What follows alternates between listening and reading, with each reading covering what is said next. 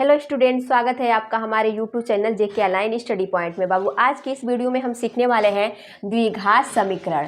सबसे पहले हम जानेंगे कि द्विघात किसे कहते हैं। द्वि का मतलब आपका होता है दो और घात का मतलब होता है आपका पावर, यानी जिसके पावर में दो हो उसे हम क्या कहते हैं, द्विघात समीकरण। इसका सामान्य स्वरूप क्या होता है, यानी इसका शक्ल क्या होता है। सामान्य स्वरूप यानी इसको हम पहचानेंगे कैसे, इसका शक्ल कैसे होता है। ax² प्लस का bx और प्लस का c इक्वल टू 0।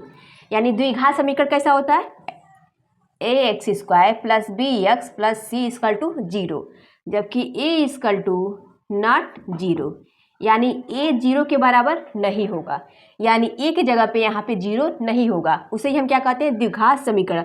अगर a की जगह पे अगर 0 रख दिया जाए तो क्या होगा इसका मान, यानी ax² प्लस का bx और प्लस का c इक्वल टू 0।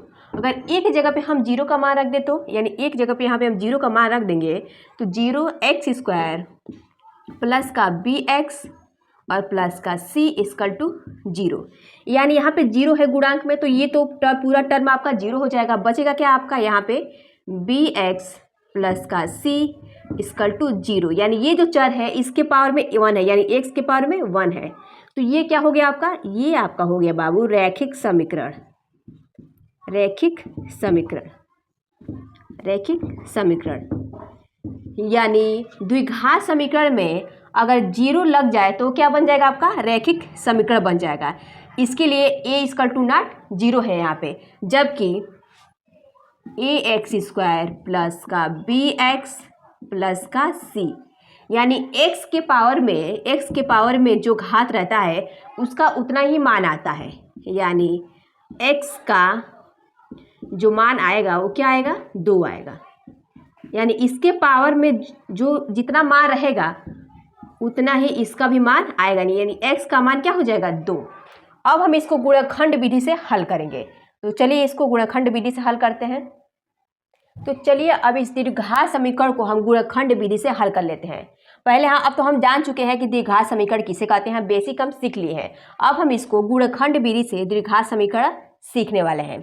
तो यहाँ से हम एक क्वेश्चन ले लेते हैं अपने बुक में से, x² माइनस का 3x और माइनस का 10 इक्वल टू 0।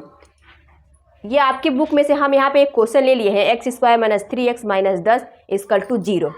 अब हम देखेंगे बाबू यहाँ पे कि जो x के पावर में है, x के पावर में 2 है, यानी ये क्या है, द्विघात समीकरण है। यानी ax² प्लस bx प्लस का c इक्वल टू 0। आप देखेंगे इसके रूप में ये है, बिल्कुल है, क्योंकि इसके भी पावर में 2 है और इसके भी पावर में 2 है। यानी ये एक द्विघात समीकरण है, ये एक द्विघात समीकरण है, क्योंकि इसका शक्ल, द्विघात समीकरण का शक्ल क्या है, ax² plus bx plus c। ax² की जगह पे क्या है, x²। यानी यहाँ पे हम कोई भी अंक ले लेंगे, यहाँ पे एक मान लेते हैं। एक की जगह पे कोई भी अंक हो सकता है, 1 हो सकता है, 2 हो सकता है, 3 हो सकता है। तो ये ax² हो गया प्लस का bx, तो यहाँ पे दिया है माइनस का 3x प्लस का c इक्वल टू 0। यानी एक ही टर्म में यहाँ पे है माइनस का 10, यानी इसके रूप में है, ये द्विघात समीकरण के रूप में है ax² माइनस 3x माइनस 10। अब हम इसको सॉल्व कैसे करेंगे, इसको हम गुणनखंड विधि से सॉल्व करेंगे। तो गुणनखंड विधि का नियम क्या होता है कि पहले और लास्ट वाले का गुणा करते हैं। तो पहले और लास्ट वाले का गुणा करेंगे तो आपका हो जाएगा 10, मानो गुणा करने पे 10 आए और जोड़ने और घटाने पर ये बीच वाला टर्म हमें चाहिए, यानी 3x। तो चलिए यहाँ पे मान लीजिए ये 10 है, यहाँ पे 10। अब हम क्या करेंगे, हमें ऐसा गुणा करना पड़ेगा कि गुणा करने पे 10 आए, लेकिन जोड़ने और घटाने पर हमें क्या चाहिए, ये बीच वाला टर्म चाहिए, 3 चाहिए। तो हम 5 × 2 कर सकते हैं, बिल्कुल सब कर सकते हैं। 5 × 2 आपका हो जाएगा 10, और 5 माइनस 2 कर देंगे तो आपका कितना आ जाएगा, 3। यानी 5 दूनी आपका 10 हो जाएगा, और 5 में से 2 घटा देंगे आपका 3 हो जाएगा। यानी गुणा करने पर 10 चाहिए और जोड़ने और घटाने पर ये बीच वाला टर्म यानी 3 चाहिए। तो हम इसके जगह पे क्या लिख सकते हैं, इसके जगह हम लिख सकते हैं 5 माइनस 3। तो चलिए लिखते हैं, ये आपका हो जाएगा x² माइनस, कोष्टक में हम क्या लिख देंगे, ये 3 की जगह क्या लिखेंगे, 5 माइनस 2, 5 माइनस 2, और कोष्टक के बाहर x गुणांक में है तो x यहाँ पे लिख लेंगे, और माइनस का 10 इक्वल टू आपका हो जाएगा 0। अब हमें गुणा करना है, हमें इधर से भी गुणा, इस माइनस का भी गुणा करना है और इस x का भी गुणा करना है, यानी दोनों तरफ से हमें क्या करना है, गुणा करना है। तो ये आपका हो जाएगा x स्क्वायर, ये माइनस का 5 और इस x का भी गुणा करेंगे तो ये आपका हो जाएगा माइनस का 5x, ये माइनस माइनस आपका हो जाएगा प्लस, यानी प्लस का 2x, प्लस का हो जाएगा 2x, माइनस का 10 इक्वल टू आपका हो जाएगा 0। अब यहाँ पे कितना टर्म हो गया आपका, 4 टर्म हो गया, 1 2 3 4, तो 4 का आधा होता है 2, यानी 2 भागों में हम इसको बांट देंगे। यहाँ पे एक्स स्क्वायर माइनस 5x है और यहाँ पे 2x माइनस 10 है, तो इन दोनों में कुछ कॉमन हो सकता है, इस दोनों में यहाँ पे x के पावर 2 है और यहाँ पे भी x है, यानी दोनों में x है, तो यहाँ पे हम एक x कॉमन ले सकते हैं। तो एक x अगर कॉमन ले लेंगे तो आपका क्या बच जाएगा, यहाँ पे एक x बच जाएगा, यानी x माइनस का यहाँ से तो एक x कॉमन ले लिए तो यहाँ पे क्या बच गया, एकदम बिल्कुल 5 बच गया बस, तो हम यहाँ पे 5 उतार लेंगे। अब यहाँ से हम कोई कॉमन ले सकते हैं, 2 के टेबल में 10 आता है, यानी यहाँ से अगर हम 2 कॉमन ले सकते हैं तो 2 5 आपका क्या होता है 10, यानी प्लस का 2 यहाँ पे हम कॉमन ले लेंगे, तो कोष्टक में आपका क्या बच जाएगा, यहाँ पे बच गया x और माइनस का 2 5 कितना होता है 10, 2 5 10, x माइनस 5 इक्वल टू आपका हो जाएगा 0।